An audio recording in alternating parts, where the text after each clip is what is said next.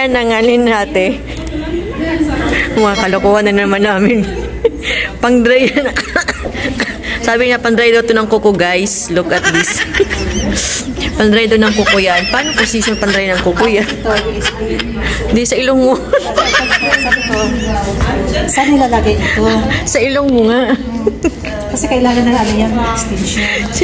Pang-dry yan. Nilagay na doon sa baba. Sabi ko, hindi ganito gagawin. Gadati ka lang ganun. Oh, no! Ganda. Ay, hindi yan pang-dry. Vacuum yan sa acrylic. Okay? Habang nagagadgad ng kuko, lalagay dyan para yung alikabok hihigupin niya. Okay? Hindi yan pang-dry. Vacuum yan. Sa acrylic yan. Pero hindi ko lang gumagana. Try natin yung saan. Yeah. Lagi ko lang sa table ko. Ganyan kasi yan. Ang client dito. Doon ako, diba? Dapat kasi dito yan. Pag binuhay yan, kaya sabi ko hindi ko ginamit noon kasi bulky. Eh ngayon naghanap kami ng patungan kasi ang tatamad ng kliyente. Kaya sabi ko maganda to. Kaso hindi ko yan makita eh. Dalawa yan. Ito sa inyo. Vacuum yan sa acrylic. Ganun lang siya. Pang vacuum. You're fine for a while, but you start to lose control.